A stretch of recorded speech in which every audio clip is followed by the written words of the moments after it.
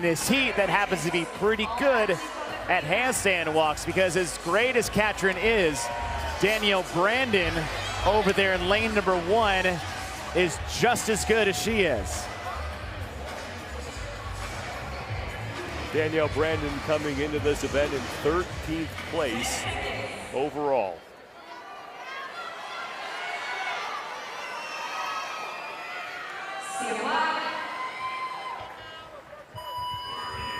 .313.07 seconds. That's the time to beat. Belongs to Bailey Rail. Did that in the prior heat. This is the third of 4 heats, and it is Danielle Brandon who is out front early as she is up and over quickly.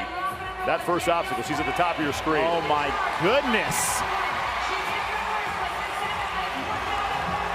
Ariel Lowen is in second, but Danielle Brandon is doing this faster than I could run it.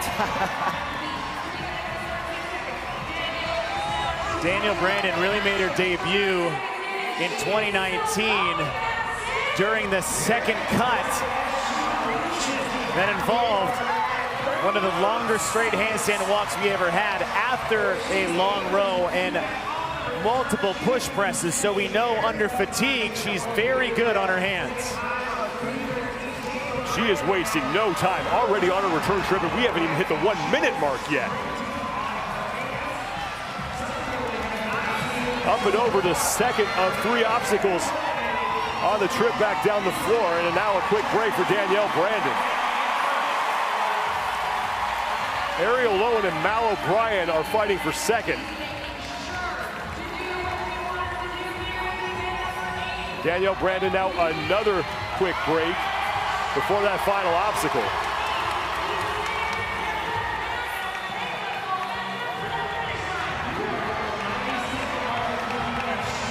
This is almost too easy for Danielle Brandon.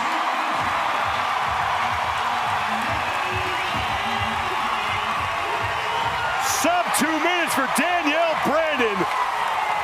Yes, I would like to report a crime, because Danielle Brandon just murdered this event.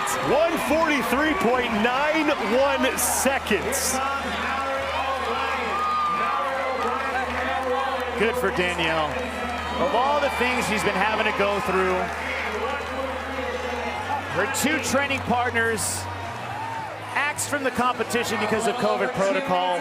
The morning of this competition, she's been negative the entire time, but they're still secluding her from the group. So she has been by herself in a corner for basically 3 days of competition, still putting on performances like this.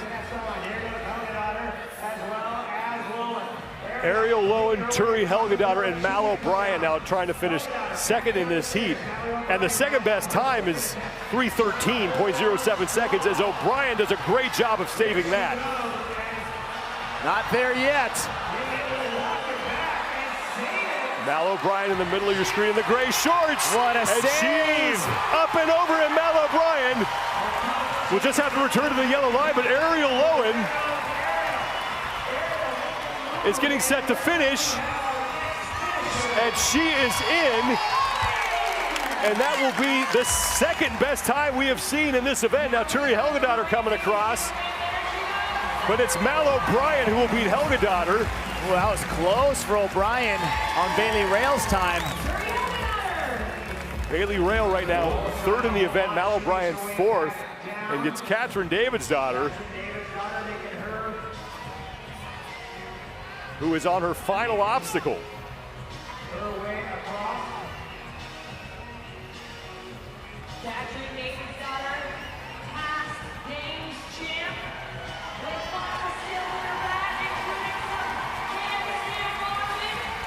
And now Davidsdottir will make her way over the finish line.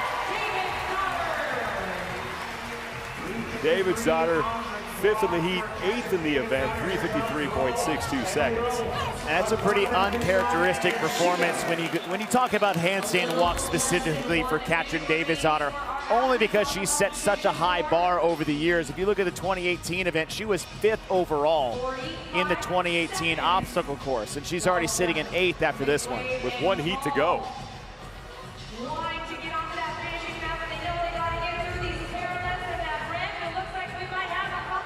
Emma McQuaid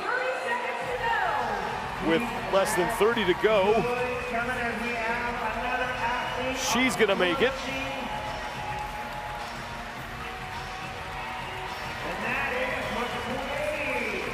15 seconds left. Emma Tall and Jacqueline Dahlstrom still on the floor.